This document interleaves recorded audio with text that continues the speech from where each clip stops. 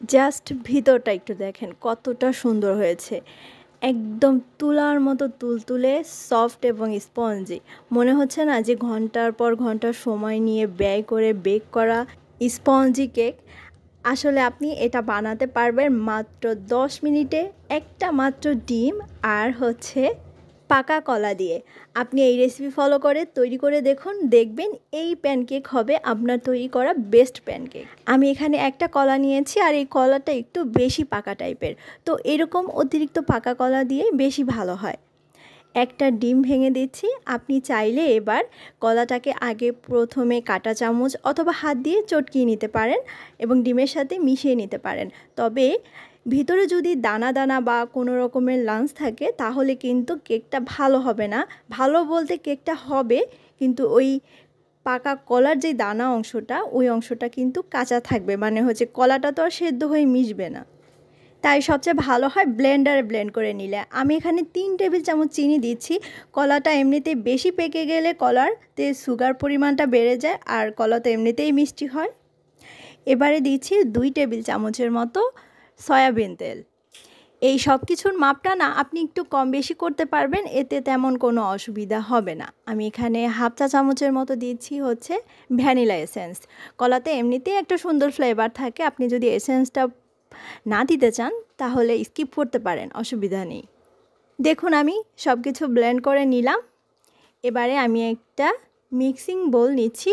এর মধ্যে একটা ছাঁকনিতে আমি হাফ কাপ পরিমাণে আটা চেলে নিচ্ছি। আপনি চাইলে আটার পরিবর্তে ময়দাও দিতে পারেন।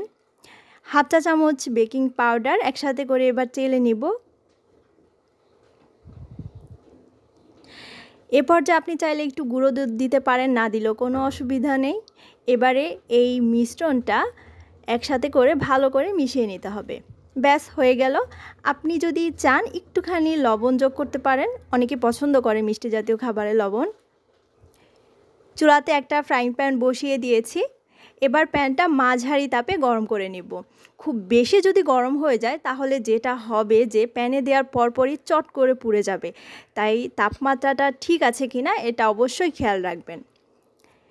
এবারে একটা ঢাকনা দিয়ে মোটামুটি 2 মিনিটের মতো অল্প আঁচে রেখে দিব। বেশি আঁচ দিলে যেটা হবে যে নিচ দিয়ে পুড়ে যাওয়ার অনেক বেশি সম্ভাবনা থাকে। মিনিট 2-এর পরে এবার উল্টে দিব। উল্টে দেওয়ার পরে অপর পাশটাও আমি 1.5 থেকে 2 মিনিটের মতো আবারও ঢাকনা দিয়ে ঢেকে দিব। আপনি লক্ষ্য করবেন যে এটা অনেকটাই ফুলে যাবে। আপনি নিজেই সারপ্রাইজড হয়ে যাবেন যে এতটা সুন্দর হয়েছে, মাশাআল্লাহ। ছোট বাচ্চাদেরকে তৈরি করে দিতে পারেন, বাচ্চাদের টিফিনে কিংবা সকাল বিকালের নাস্তায় দিতে পারেন, দেখবেন অনেক বেশি পছন্দ করবে। আর এটা হেলদি একটা নাস্তা বলা যায়। সাদা আটার পরিবর্তে আপনি চাইলে এখানে লাল গমের আটা দিতে পারেন, এতে করে আরও বেশি হেলদি হয় বাচ্চাদের ক্ষেত্রে। আমি একটা একটা করে সবগুলি বানিয়ে নিলাম। আর এই যে দেখুন আমার ঘরে 2টা ছোট্ট বিড়াল ছানা আছে, ওরা কিন্তু অর্ধেক একটা খেয়ে ফেলেছে অলরেডি। শেষ পর্যন্ত দেখার জন্য অসংখ্য ধন্যবাদ। সবাই ভালো থাকবেন। আল্লাহ হাফেজ।